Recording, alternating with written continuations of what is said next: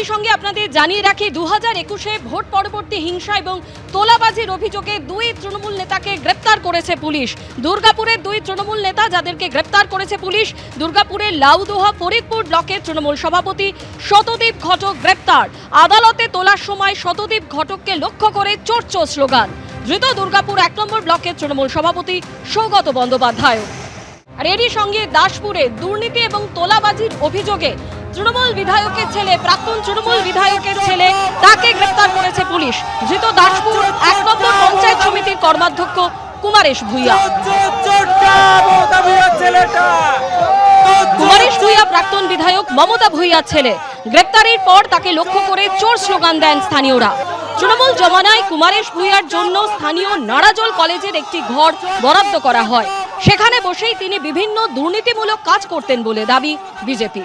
আমরা দেখতে পাচ্ছি যে মুখ্যমন্ত্রী শুভেন্দু অধিকারীর কড়া বার্তা যে দুর্নীতির সঙ্গে কোনো রকম আপোষ করা হবে না, এবং তারপরেই আমরা দেখতে পাচ্ছি প্রশাসনের তরফে কড়া পদক্ষেপ নেওয়া হচ্ছে। একের পর এক অভিযোগ, দুর্নীতি তোলাবাজির অভিযোগে গ্রেপ্তার করা হচ্ছে। হুগলির দিকে নজর রাখবো। হুগলির গোড়াপে তৃণমূল নেতা গ্রেপ্তার। 2021-এর ভোট পরবর্তী সন্ত্রাসে তৃণমূল নেতা গ্রেপ্তার করা হয়েছে। এই সন্ত্রাসের অভিযোগ উঠেছে ওই তৃণমূল নেতার বিরুদ্ধে। তৃণমূলের আঞ্চলিক সভাপতি সুখদেব মাহাতো, তাকে গ্রেপ্তার করেছে পুলিশ। বিজেপি কর্মীদের উপর হামলা, শ্লীলতাহানির অভিযোগ, একাধিক অভিযোগে তৃণমূল নেতা সহ 3 জনকে গ্রেপ্তার করেছে পুলিশ। আর এরই সঙ্গে আপনাদের জানিয়ে রাখি, মাথাভাঙা তৃণমূল কাউন্সিলর, তাকেও কিন্তু পুলিশ গ্রেপ্তার করেছে। তার বিরুদ্ধেও একাধিক অভিযোগ রয়েছে। 2021-এ ভোট পরবর্তী হিংসায় জড়ানোর যেমন অভিযোগ রয়েছে, পাশাপাশি তোলাবাজির অভিযোগ উঠেছে তার বিরুদ্ধে। নতুন সরকারের কাছ থেকে উপহার পেলাম, আদালতে প্রতিক্রিয়া চন্দ্রশেখর রায় বসুনিয়া।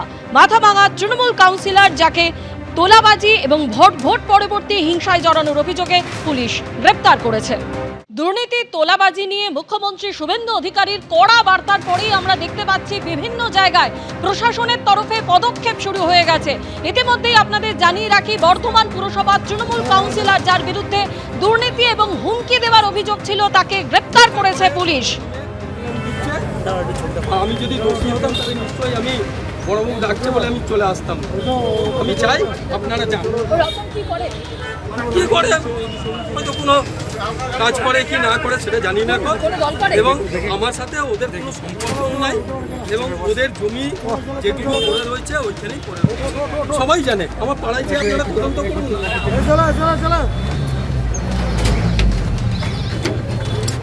গ্রেপ্তার করা হয়েছে বর্ধমান পুরসভার তৃণমূল কাউন্সিলর শাহাবুদ্দিন খানকে। আমাদের প্রতিনিধি কমল কৃষ্ণদেব এই মুহূর্তে আমাদের সঙ্গে রয়েছেন। কমল কৃষ্ণ, এই শাহাবুদ্দিন খান বিরুদ্ধে ঠিক কি কি অভিযোগ যার জন্য তাকে গ্রেপ্তার করলো পুলিশ? দেখো, তোমাকে প্রথমেই বলি, ইনি এই শাহাবুদ্দিন খান 19 নম্বর ওয়ার্ডের তৃণমূল কাউন্সিলর, এবং শাহাবুদ্দিন খানকেই নয়, শুধু তার এক সহযোগী, তাকেও গ্রেপ্তার করেছে বর্ধমান পুলিশ, বর্ধমান থানার পুলিশ। এবং তার বিরুদ্ধে যেটা অভিযোগ, 19 নম্বর ওয়ার্ডের এক বাসিন্দা তার বিরুদ্ধে অভিযোগ করে যে 21 সালের পর একটি জায়গা সংক্রান্ত বিবাদ, এবং সেই জায়গা থেকে জোর করে লিখিয়ে নেওয়া হয় বলে অভিযোগ। এবং একটি জায়গা, তার ব্যক্তির যেটা অভিযোগ যে তার নিজের জায়গায় সে পাঁচিল দিয়েছিল, সেই পাঁচিল পর্যন্ত ভেঙে দেওয়া হয়, এবং তারপর সে বলতে গেলে তার কাছে লক্ষাধিক টাকা নেওয়া হয়।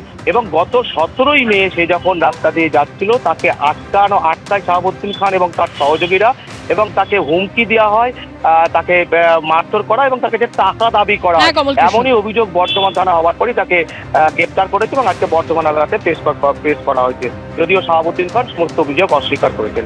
ধন্যবাদ। আমার কোনো 2021 সালের আগে থেকে আমার নামে কোনো অভিযোগ বললো, কাল বড়বাবু ডাকছে, ঠিক আছে নিশ্চয়ই যাবো, আমার নামে তো কোনো অভিযোগ নাই।